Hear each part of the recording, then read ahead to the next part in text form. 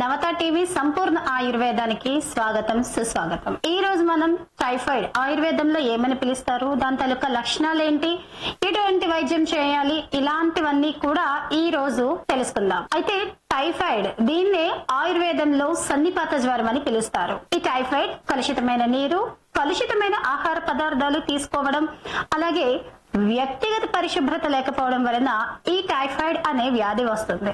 అయితే ఈ వ్యాధి సల్మోనెల్లా టైపే అనే బ్యాక్టీరియా వలన ఈ జబ్బు వ్యాపిస్తుంది। టైఫాయిడ్ రావడానికి ఇంక్యుబేషన్ పీరియడ్ అంటారు దీన్నే। ఈ ఇంక్యుబేషన్ పీరియడ్ 10 నుంచి 14 రోజుల వరకు ఉంటుంది। ఈ రోగాన్ని కలగజేసేటటువంటి క్రిములు పేషెంట్ యొక్క మలమూత్రాలలో కనిపిస్తాయి। దీనినే ఆయుర్వేద భాషలో సన్నిపాత జ్వరం అని పిలుస్తారు।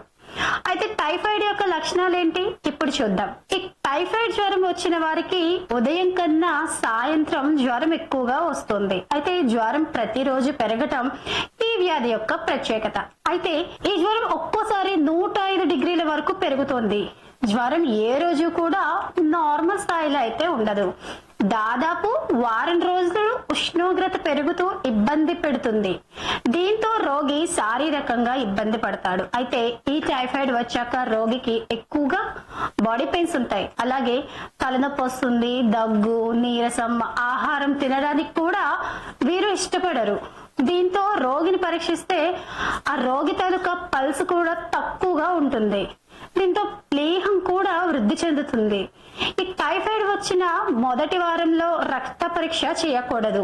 ఒక వారం తర్వాత వైరల్ టెస్ట్ చేస్తే గానీ టైఫాయిడ్ జ్వరం ఉందా లేదా అన్న విషయం తెలుస్తోంది। ఈ టైఫాయిడ్ జ్వరానికి చేయవలసినటువంటి ఔషధ చికిత్స ఏంటో కూడా చూసేద్దాం।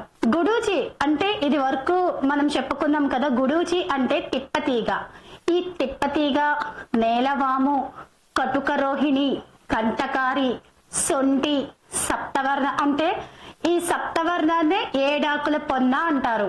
శెట్టి మొదలగు ఔషధాలని సమానంగా చేసి కషాయంగా కాచి 30 మిల్లీలీటర్లు రోజుకి 3 సార్లు తాగాలి। ఇంకొకటి పటోళ్ళ బిల్వ ఫల మజ్జి అంటే బిల్వ చెట్టు తెలుసు కదండి, బిల్వ చెట్టు తాలూకా ఆ ఫలం ఏదైతే ఉందో, ఆ పండు ఏదైతే ఉందో అది బృహతి, సాలిపర్ణి, సొంటి వీటన్నింటినీ కూడా సమానంగా కలిపి కషాయంగా కాచి 30 మిల్లీలీటర్లు రోజుకు 3 సార్లు తాపించాలి।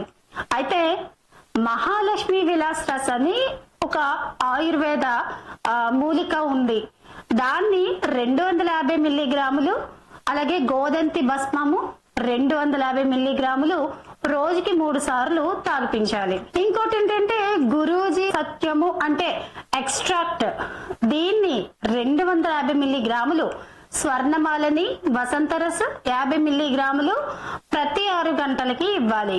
ఇంకా చివరిగా బృహత్ కస్తూరి భైరవరస్, ఇది 6 నుంచి 120 మిల్లీగ్రాములు మరియు ఆనంద భైరవీరస్ 250 మిల్లీగ్రాములు రోజుకు 3 సార్లు ఇలా చేస్తే టైఫాయిడ్ తగ్గుముఖం పడుతుంది।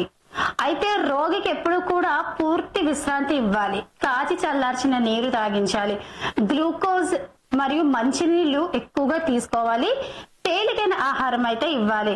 అయితే పాలు, సగ్గుబియ్యం జావ, పళ్ళ రసాలు కూడా తీసుకోవాలి। ఎప్పుడు కూడా సొంత వైద్యం చేయకూడదు, డాక్టర్ సలహా తీసుకొని తగిన చికిత్సలు చేసుకోవాలి। చూసారు కదండి సంపూర్ణ ఆయుర్వేదంలో టైఫాయిడ్ గురించిన వివరాలను। మరిన్ని ఆయుర్వేద విషయాలు మరొక ఎపిసోడ్ లో తెలుసుకుందాం। అంతవరకు సెలవు, నమస్కారం।